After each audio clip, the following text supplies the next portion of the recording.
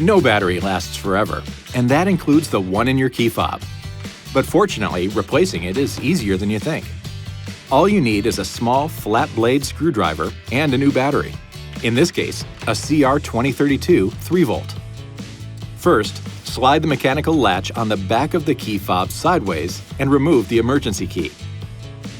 Insert a flat blade screwdriver into the gap next to the emergency key slot and carefully pry the cover slightly open. Using your fingers, separate the case.